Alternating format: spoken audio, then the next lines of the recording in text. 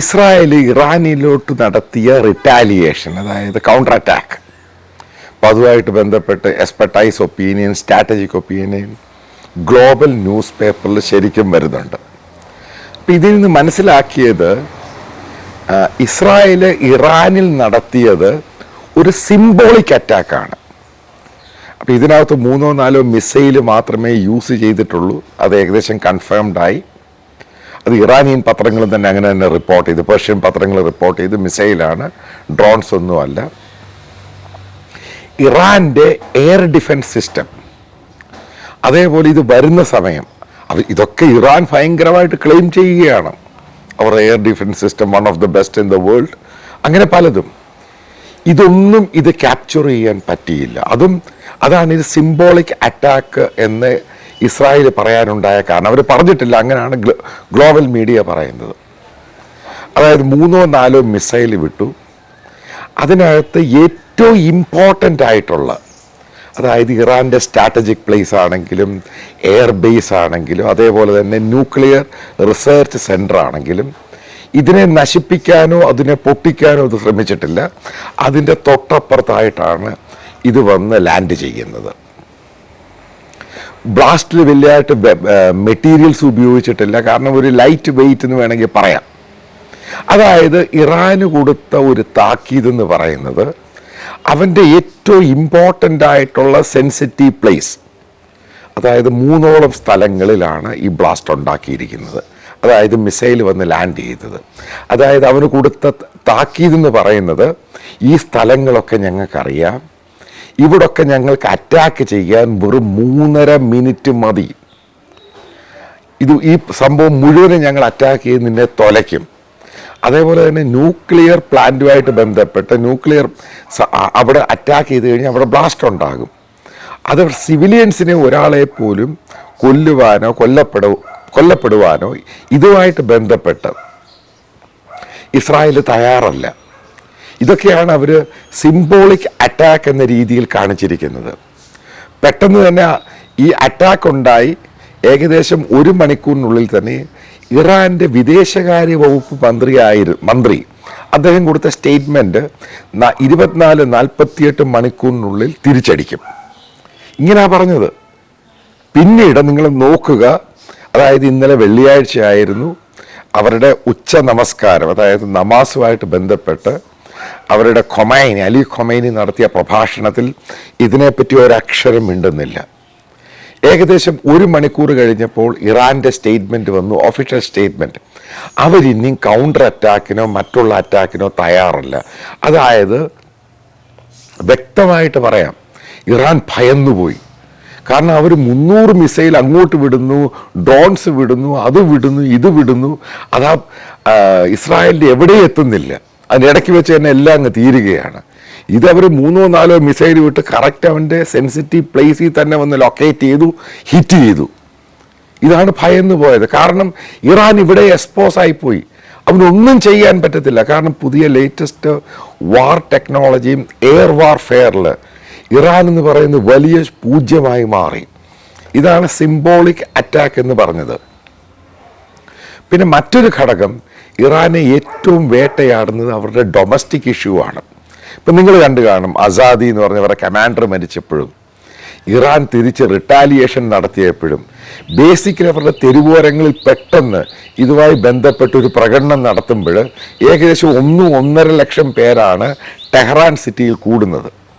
പക്ഷേ അടുത്തിടയ്ക്ക് അപ്പോൾ അതും അതിനകത്ത് പറയുന്നുണ്ട്, അവിടെയുള്ള ജനങ്ങൾക്ക് ഇറാനിലുള്ള മുല്ലാ ഭരണത്തെ ഭയങ്കരമായിട്ട് എതിർക്കുകയാണ്. ഇതാണ് അതിൻ്റെ ബേസിക് റീസൺ എന്ന് പറയുന്നത്. കാരണം എലക്ഷൻ തന്നെ ഇവർ തന്നെ വോട്ട് ചെയ്ത് ഇവരുടെ ആൾക്കാരെ കയറ്റുന്നു. കാരണം അതിഭയങ്കരമായ അതിതീവ്രമായ ഇസ്ലാമിക് റവല്യൂഷനിലുണ്ടായ നിയമങ്ങൾ, ഇതിനെയൊക്കെ അവിടെ ജനങ്ങൾ എതിർക്കാൻ തുടങ്ങി. അതായത് ഇറാനിലുള്ള ബഹുഭൂരിപക്ഷം ജനങ്ങളും ഇന്ന് അവിടുത്തെ ഇറാനിയൻ ആധ്യാത്മിക നേതാവ് അലി ഖൊമൈനി ആണെങ്കിലും അവിടെയുള്ള ഷിയ ഭരണത്തിനെതിരായിട്ടങ്ങ് മാറി. അവർക്കറിയാവുന്ന വസ്തുതയാണ്, ഒരു വാറുമായിട്ട് ബന്ധപ്പെട്ട് ആ ജനങ്ങളുടെ സപ്പോർട്ടില്ല എങ്കിൽ ഈ രാജ്യത്തിനൊന്നും ചെയ്യാൻ പറ്റത്തില്ല. ഇതും അവിടെ പ്രശ്നമുണ്ടാക്കി. അതേപോലെ ഇറാനിയൻ പട്ടാളത്തിൽ ഉണ്ടായിരിക്കുന്ന ഇഷ്യൂ, കാരണം അവരുടെ മൊറാൽ നശിച്ചു പോയി. കാരണം 300-400 സാധനം വിട്ടിട്ട് ഇത് അവിടെ എത്തുന്ന പോലുമില്ല, ഇടയ്ക്ക് വെച്ച് തീരുകയാണ്. പിന്നെ എങ്ങനെയാണ് മുന്നോട്ട് പോകുന്നത്? അതായത് ഇസ്രായേലുമായിട്ട് കിടപിടിക്കാൻ ഇതിന് ഒരു കഴിവില്ലാത്ത സാധനമാണ്, ഇത് പാട്ട സാധനമാണെന്ന് അവർ തന്നെ വിലയിരുത്താൻ തുടങ്ങി. പിന്നെ എങ്ങനെ പോകും? ഈ ചോദ്യങ്ങളും ഉത്തരങ്ങൾക്കൊക്കെയാണ് ഇറാൻ ഭരണകൂടം ഭയന്നു പോയത്. നേരത്തെ ഞാൻ മറ്റൊരു വീഡിയോയിൽ പറഞ്ഞിരുന്നു, നിങ്ങൾക്ക് ഓർമ്മയുണ്ടായിരിക്കുമെന്ന് വിശ്വസിക്കുന്നു.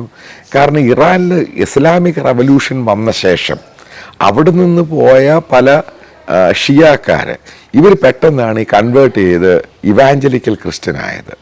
ഇവർ ഇറാനിലുണ്ടാക്കിയ മാറ്റമെന്ന് പറയുന്നത് ഏകദേശം 12-13% ഇറാനിയൻ ഷിയ അവർ ക്രിസ്ത്യൻ ഇവാഞ്ചലിസ്റ്റായിട്ട് കൺവേർട്ട് ചെയ്തു. അത് ഇവർക്ക് വലിയ പ്രശ്നം ഉണ്ടാക്കിയിട്ടുണ്ട്. നിങ്ങൾക്ക് ആ സമയം 2018 എക്കണോമിസ്റ്റ് എന്ന് പറഞ്ഞ മാഗസിൻ അതിനെപ്പറ്റി കവർ സ്റ്റോറി ചെയ്തിട്ടുണ്ട്. അവിടുത്തെ ഇറാനിയൻ ഇൻറ്റീരിയർ മിനിസ്റ്റർ അദ്ദേഹം പറഞ്ഞിട്ടുണ്ട് ഇത് വല്ലാതെ ഭയപ്പെടുത്തുന്ന സംഭവമാണ്. കാരണം അവിടെ ഈ വെസ്റ്റ് ഏഷ്യയിൽ ഏറ്റവും കൂടുതൽ അണ്ടർ കവർ, അതായത് വീടിനുള്ളിൽ ആരും അറിയാതെ നടത്തുന്ന ചർച്ചുകളുള്ള ഒരു രാജ്യമായി ഇറാൻ മാറി. കാരണം ഈ പുറത്തു പോയ ഷിയാക്കാരെ കൺവേർട്ട് ചെയ്ത് ഒരു ഇറാനി വന്നിട്ട് അവരാണ് ഇവരെ കൺവേർട്ട് ചെയ്തേക്കുന്നത്. അപ്പം അവിടെ ഒരു ഗ്ലോബൽ റിലീജിയസിൻ്റെ എടുക്കുവാണെങ്കിൽ തന്നെയും ഇന്തോനേഷ്യ കഴിഞ്ഞാൽ ഏറ്റവും കൂടുതൽ കൺവേർട്ട് ചെയ്യുന്ന ക്രിസ്ത്യാനിറ്റിയിലോട്ട് കൺവേർട്ട് ചെയ്യുന്ന ഒരു രാജ്യമായിട്ട് ഇറാൻ മാറി. അപ്പം മാസ അമീനിയുടെ ഇഷ്യൂ നമ്മൾ എടുത്തു നോക്കുക, ഒരു തുണി തലയിടുന്ന ഇഷ്യൂ ഒന്നും അല്ലാതെ ബേസിക്കലി മാസ അമീനി ഇവാഞ്ചലിക്കൽ ക്രിസ്ത്യനായിരുന്നു. അതേപോലെ തന്നെ ആ സമരത്തിൽ പങ്കെടുത്തവർ ഇത് വലിയൊരു സംഭവമായിട്ട് മാറി. ഇറാനിയൻ ഗവൺമെൻറ്റിന് അതിനെ തടയുവാൻ കഴിഞ്ഞത് കാരണം മാസങ്ങളോളം നിന്നത്. അതായത് പുതിയ ജനറേഷനും ഡിജിറ്റൽ ജനറേഷനിലുള്ളവർ ഇറാനിയൻ മുല്ല ഭരണകൂടത്തെയും ഇസ്ലാമിക ഭരണകൂടത്തിനെയും ശരിക്കും അങ്ങ് പൊളിച്ചങ്ങ് കാട്ടി. അതാണ് ഡിജിറ്റൽ സോഷ്യൽ മീഡിയയിലെ ഇറാനിയൻ ഭരണകൂടം ഭയക്കുന്നൊരു കാര്യം. അപ്പം ഇതെല്ലാം കൂടെ ചേർന്ന് കഴിഞ്ഞപ്പോഴാണ് ഇറാൻ ഭരണകൂടത്തിന് വ്യക്തമായിട്ട് മനസ്സിലായത് ഈ ഒരു പോക്ക് പോവുകയാണെങ്കിൽ ബേസിക്കലി ഇറാൻ പെട്ടുപോകും. കാരണം ഇസ്രായേലിനോട് മാത്രമല്ല ഈ അറബ് രാജ്യങ്ങളിലെ ചെറിയ ചെറിയ രാജ്യങ്ങളും കയറി ചൊറിയാൻ വരും. പിന്നെ ഇവർക്ക് ഇറാന് താല്പര്യമില്ല. ഇറാൻ എന്ന് പറഞ്ഞ രാജ്യം സിറിയ ആകാനും അതേപോലെ സദാം ഹുസൈൻ്റെ ലെബനൻ ആകാനും ലിബിയ ആകാനും അവർക്ക് താല്പര്യമില്ല. ഇതൊരു ഘടകം. കാരണം അതേപോലെ ഒരു രാജ്യമല്ല ഇറാൻ. ആ രാജ്യത്തെ ഈ രീതിയിലോട്ട് പോവുകയാണെങ്കിൽ അതേപോലെ ആയിക്കഴിഞ്ഞാൽ ആ രാജ്യം പെട്ടുപോകും. ഇപ്പം ഇതെല്ലാം കൂടെ കണക്ക് കൂട്ടിയാണ് ഈ വ്യക്തമായ രീതിയിൽ ഇറാനിലെ ഡൊമസ്റ്റിക് ഇഷ്യൂ എല്ലാം കൂടെ ചേർന്നിട്ടാണ് ഇറാൻ വ്യക്തമായ രീതിയിൽ അവർ പറഞ്ഞത് അവർ കൗണ്ടർ അറ്റാക്കിനും തയ്യാറല്ല. ചിലപ്പോൾ നേരത്തെ ഞാൻ ഒരു വീഡിയോ പറഞ്ഞിട്ടുണ്ട്, ചിലപ്പോൾ ഇനി അവർ പ്രോക്സിയെയും സപ്പോർട്ട് ചെയ്യാൻ തയ്യാറാകത്തില്ല. കാരണം ഈ പ്രോക്സീസിനെ സപ്പോർട്ട് ചെയ്ത് അവർക്കൊന്നും കിട്ടിയില്ല. എന്താണ് പ്രോക്സീസിനെ സപ്പോർട്ട് ചെയ്ത് ബില്യൺസും മുടക്കി അവർക്ക് ട്രെയിനിങ് കൊടുത്ത് വെപ്പൺസ് കൊടുത്തിട്ട് ഒരു അറ്റാക്കുമായി ബന്ധപ്പെട്ട് അവരെ കൊണ്ടൊരു കുന്തം ചെയ്യാൻ പറ്റിയില്ല. കാരണം ഇത് കംപ്ലീറ്റ് ഒരു യൂസ്ലെസ് ഗെയിമായിപ്പോയി. അപ്പോൾ ഇതെല്ലാം റീതിങ്ക് ഉണ്ടാകാൻ സാധ്യതയുണ്ട് ഇറാനിൽ. അപ്പോൾ അതുകൊണ്ട് തന്നെയാണ് ഞാൻ ഈ വളരെ നേരത്തെ പറഞ്ഞത്, ഇറാൻ എന്ന് പറഞ്ഞ മധ്യേഷ്യയിലെ ഈ വെസ്റ്റ് ഏഷ്യ മിഡിൽ ഈസ്റ്റ് ഏഷ്യയിലെ ഈ രാജ്യത്തിന് ഈ മിലിറ്ററി കേപ്പബിലിറ്റി എന്ന് പറയുന്നത് വളരെ കുറവാണ്. ഇസ്രായേലുമായിട്ട് കമ്പയർ ചെയ്യുമ്പോൾ ഒരു മഹാപൂജ്യമായിട്ട് മാറും. അതേപോലെ തന്നെ അവിടെയുള്ള മഹാഭൂരിപക്ഷം ജനങ്ങളും ഇറാനിയൻ ഇസ്ലാമിക ഭരണകൂടത്തെ എതിർക്കുന്നവരാണ്. പൊതുവെ ഇസ്ലാമിനെ എതിർക്കുന്നവർ. കാരണം അവർ മടുത്തു. കാരണം ഈ നിയമങ്ങളും സംഭവങ്ങളൊക്കെ മുന്നോട്ട് പോവുകയാണെങ്കിൽ, കാരണം ഇപ്പോഴത്തെ ജനറേഷന് വ്യക്തമായിട്ട് മനസ്സിലായി ഇതൊരു യൂസ്ലെസ് സംഭവമാണ്. കാരണം ഇതുമായിട്ട് മുന്നോട്ട് പോയി കഴിഞ്ഞാൽ അവരുടെയും ഫ്യൂച്ചർ പോവുകയാണ്, അവർക്കും തൊഴിൽ കിട്ടുന്നില്ല, ഇതെങ്ങോട്ട് പോകുന്നു. അതായത് ഡിജിറ്റൽ യുഗത്തിനെയാണ് നമ്മൾ നന്ദി പറയേണ്ടത്.